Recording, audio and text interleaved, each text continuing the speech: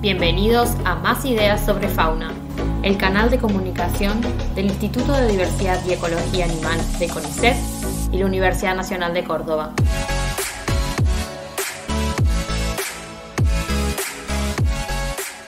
El fabuloso caso de una impostora submarina, la papa de mar Nemiocarpa verrucosa. Están en todos los mares y océanos del mundo. Son más comunes que las ostras, las medusas o los tiburones. Sin embargo, las papas de mar, unos animales de textura gelatinosa que se caracterizan por escupir chorros de agua si uno los aprieta y por parecerse a una papa, suelen pasar desapercibidas frente a nuestros ojos. Incluso frente a los ojos de los científicos y científicas que las estudian. En esta nota te voy a compartir mis aventuras y desaventuras en una carrera por lograr atrapar a una de las maestras del engaño más exitosas en gélidas aguas antárticas. Y de paso voy a aprovechar para introducirte en el maravilloso mundo de estos bichos raros e injustamente pocos populares. Esta es la historia de una papa de mar que logró engañar a la comunidad científica por mucho tiempo. Esta es la historia de una papa de mar que, disfrazada de una especie, resultó ser, como mínimo, dos. En 2019, en China, 2 policías detuvieron al conductor de un vehículo que tenía una orden de captura por circular con una licencia de conducir que había sido suspendida hacía unos 20 años. Los agentes estaban listos para arrestarlo cuando, por sorpresa, el sospechoso le entregó un carnet totalmente válido, ni trucho ni duplicado, con una foto idéntica a su persona. ¿Magia? No, claro que no, no fue magia. El hombre, bajo sospecha, estaba usando el carnet de conducir de su hermano gemelo. Aunque ser gemelo no implica ser 100% idéntico, el infractor era pelado, pero su hermano no. Luego de 2 largas décadas de engaño, el impostor fue finalmente detenido. En la naturaleza no existen policías ni infractores. Sin embargo, existe algo que se conoce como complejo críptico, y que es esencialmente un grupo de organismos que externamente se parecen muchísimo, son como gemelos, pero que en realidad son 2 o más entidades diferentes. En otras palabras, un complejo críptico está compuesto por varias especies que, por sus características morfológicas, el color, la forma, tamaño y muchos otros detalles que se pueden percibir con nuestros 5 sentidos, las describimos y consideramos inicialmente como una sola especie. Pero que, cuando estudiamos la genética, averiguando cómo están compuestas algunas partes de su ADN, nos damos cuenta de que en realidad no se trata de una única especie, sino de varias. Es como si las especies del complejo críptico se camuflaran porque son muy, pero muy parecidas externamente. Existen complejos crípticos en numerosos grupos de animales y las papas de mar no son la excepción. Papas subacuáticas. El océano austral, el océano que rodea la Antártida, es uno de los ecosistemas marinos más diversos y ricos de nuestro planeta. Está compuesto por animales adaptados a condiciones sumamente estables, pero también sumamente extremas de vida, muy extremas. Entre estos animales podemos mencionar las estrellas de mar, corales, focas, pingüinos, ballenas, orcas y ascidias. Sí, ascidias, nuestras papas de mar. Tal es el nombre común con el que se las conoce en el mundillo científico. En este ambiente tan extremo pero estable, las ascidias son uno de los grupos de animales más importantes dada su gran abundancia. Si sacáramos una foto del fondo del mar, en la costa antártica, sin duda, veríamos muchas ascidias ancladas al sustrato. Pero, ¿qué son las ascidias además de estos animales marinos que se asemejan a papas? Veamos, vamos por partes, dijo Jack. Raras y exclusivas, pero abundantes. Las ascidias son un grupo de animales exclusivo de aguas saladas. En otras palabras, no toleran el agua dulce. Las podemos encontrar en todos los mares y océanos del planeta ancladas a fondos, generalmente rocosos, desde las costas hasta los 8.000 metros de profundidad. Si tenemos en cuenta que el punto más profundo de los océanos llega hasta los 11.000 metros, 10.924 para ser más precisa, definitivamente las ascidias son animales que están en todos lados. Pertenecen a los tunicados, un grupo de organismos que se caracteriza por estar cubierto por un tejido llamado túnica, que contiene una sustancia única muy similar a la celulosa de las plantas, la tunicina. Es precisamente la túnica que les confiere una textura algo gelatinosa pero firme a nuestras papas de mar. Variedad de formas y aspectos. Las ascidias pueden ser solitarias o formar colonias con formas y tamaños muy diversos. Los individuos solitarios suelen tener formas más globosas o redondeadas y ser más grandes. Hablamos de unos cuantos a varios centímetros visibles a simple vista. Mientras que los que conforman colonias suelen ser más alargados y mucho más pequeñas. En este caso hablamos de milímetros visibles bajo la lupa o un microscopio. Cada uno de estos individuos tiene dos aberturas o sifones, a modo de cuernitos. Uno actúa como boca, por donde ingresa el agua para obtener el alimento y oxígeno, mientras que el otro actúa como ano, por donde se eliminan los desechos.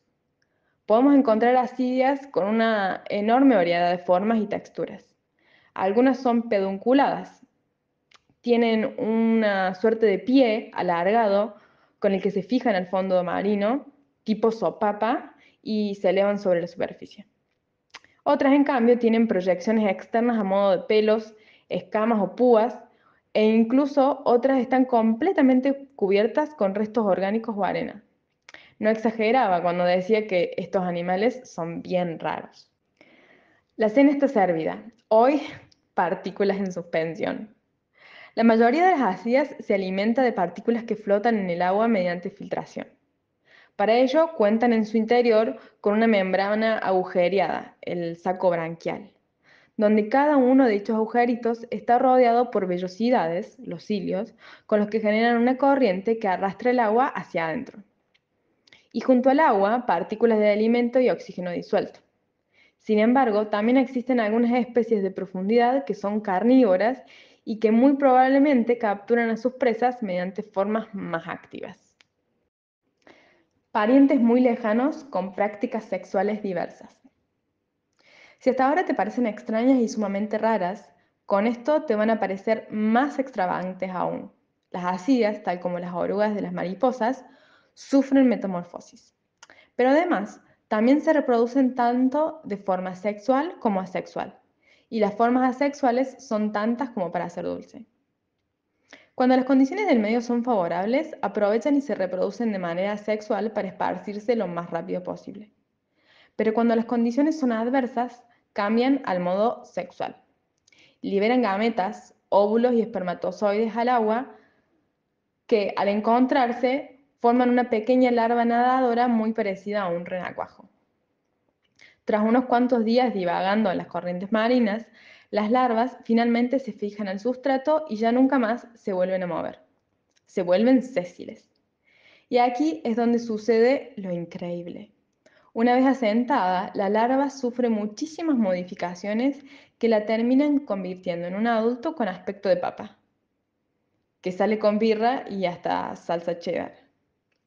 Y si bien las ascidias adultas no tienen una columna vertebral, las larvas sí cuentan en su parte posterior con un cordón nervioso muy sencillo que se considera el precursor de la columna vertebral de los animales más complejos, lo cual sugiere un origen evolutivo común con los humanos.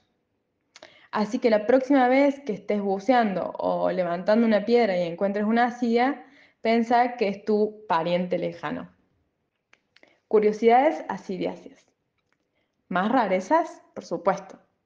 Estos animales no dejan de sorprendernos. En el mundo de la farmacología, las ascidias son bastante famosas. Esto se debe a que algunas especies albergan compuestos químicos que han demostrado ser anticancerígenos. Y eso no es todo. Más recientemente, se encontró un compuesto que, según los primeros experimentos en el laboratorio, disminuiría en un 99% la carga viral del SARS-CoV-2, el virus que causa el COVID-19. Nuestra chica, la impostora verrugosa. Nembidocarpa verrucosa es una ascidia muy abundante que se distribuye alrededor de todo el océano austral, desde aguas someras hasta profundidades de 700 metros. Es una asida solitaria y filtradora con un aspecto bastante particular. De hecho, el nombre de nuestra fabulosa impostora hace alusión a las diversas verrugas, no tan agradables para mi gusto, que tapizan toda la túnica del animal. Se trata de una asida sorprendentemente grande en comparación con otras especies de asidias. Hemos encontrado animales de hasta 17 centímetros de alto. Nemiocarpa verrucosa puede tener colores desde blanquecinos y rosados hasta amarillos y naranjas fuertes, y un pedúnculo, ese pie alargado del que hablábamos antes. Tanto la forma de las verrugas como los colores y el largo del pie son características variables, lo cual nos generó la sospecha de que podíamos tener entre nuestras manos más de una especie. Y es por eso que la elegimos para estudiar. Nuestro objetivo fue desenmascarar la posible doble identidad de esta especie, evaluando la posible existencia de identidades crípticas dentro de lo que se llama Nemiocarpa verrucosa. Hay partes del ADN que están muy conservadas evolutivamente. Es decir, que con el tiempo no cambian y que cuando se comparan entre grupos las diferencias son pequeñas. Esto es semejante al código de barras de los productos de supermercados. Un mismo patrón de barras indicaría que son un mismo producto. Fideos, por ejemplo, de una misma marca.